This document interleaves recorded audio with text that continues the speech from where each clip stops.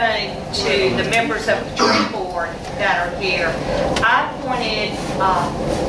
appointee was appointed well over a year ago when I was elected to fill Mr. Bennett's unexpired term, and she is yet to be contacted by anyone on the tree board. Her information I did verify today is sitting in the building code office. So if the tree board is meeting, that you make sure that you include all of the appointees when you ask for someone to speak for you. Because I can tell you right now, Marion has not been included, and she would have loved to have been included in this process. She volunteered to serve. So I'm not sure who's serving as chair of that board, but whoever is, who's the chair of the board? I'm president of the Long Beach Tree Board. You're a president, okay. Yes. Okay. And I'm not familiar with what you're saying. Well over a year ago, and it is in the minutes, and finally when they shuffled around and looked, they did have the appointee for Ward 6, and that appointee is Marion Weidman. Her information is at City Hall. If you need to check with the code office, you can get it there. And I'm just asking that my appointee be considered and be included. Well, we would be perfectly delighted to have a new member. Okay. Well, we all actually assigned someone to the tree board, and we gave it all to, I guess it was Veronica, all of their contact information at the code Doesn't office. sound like anybody's included. The only thing I know is the mayor called and asked me to serve as president. Right. And we set up a meeting, and the existing members were there. We never had any idea there were any other members who were anxious to join us. We do have now an arbiter who has volunteered to help us with the analysis of trees. He actually looked at the tree that was cut and determined I'd like that to say something about that if I could. Okay. I'll be quick. I'm Joe Loftus, and I'm an arborist here in Long Beach. State of Mississippi, because of Hurricane Katrina, we lost over $2 billion of urban forest. That was $2 billion that was an asset that people recorded on their taxes. They got a loss for that $2 billion. So that lets you know that trees are an economic asset. They're a value to the property. A tree that was cut down out there, we figured it was probably a conservative estimate about $22,000 asset that they lost off their property. So it's just my point, just education on that the trees are a big asset, like with the pavilion that's going down there in the middle of where Harper McCon, y'all need to be careful of those big live oaks. Losing those due to all the construction. We're gonna be away from them.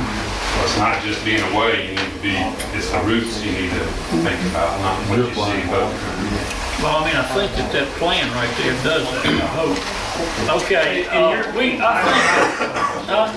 In your opinion, what did you rate that tree as being stable, or was it? it looked pretty, from what was left of it, it looked pretty stable. It had a big wound on it, looked like it might have been injured in Hurricane George, just due to the compartmentalization on it. No lightning strikes or anything like that? I wouldn't know to tell. just had a bad, I Had saw big- pictures of it, I didn't. Yeah, it had a big wound on it, looked like a big limb ripped off of it, and it was compartmentalizing. Trees don't heal, they compartmentalize, they grow around their wound. Do you think it could have been saved? Yeah, I think it could have been. I'll look at the one on my property, and it's still thriving. It's 300. Diane, do you know why they cut it down? Is it because they're building a house or?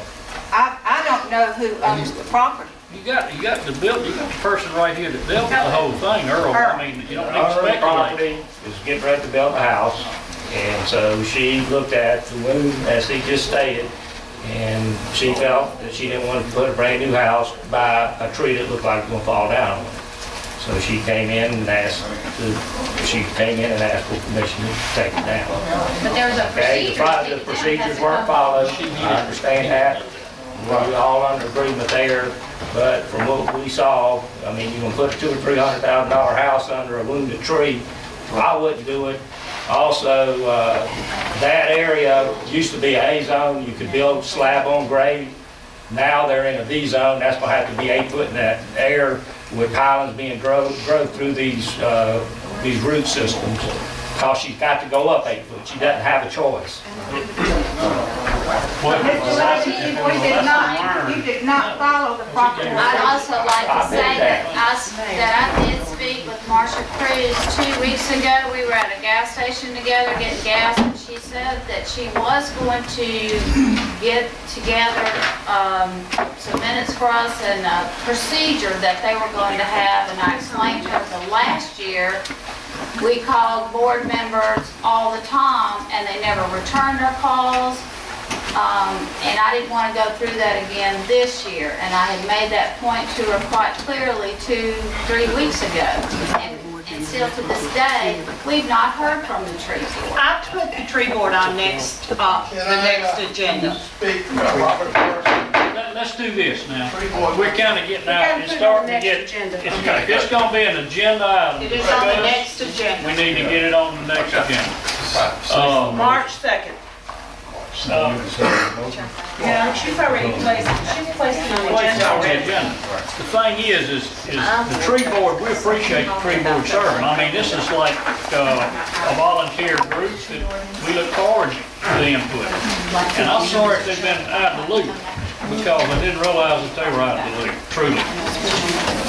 With that said, is there any other business that you had a motion to go in executive Wait, we session? get a motion to suspend the rules. What do we do? I will withdraw it. I'll wait till the next meeting, okay? I'll wait till the next session. Second. All in Until the favor? bank beside the Wyandotte Sign. You know where the bank is across the street from the Wyandotte Sign? Okay.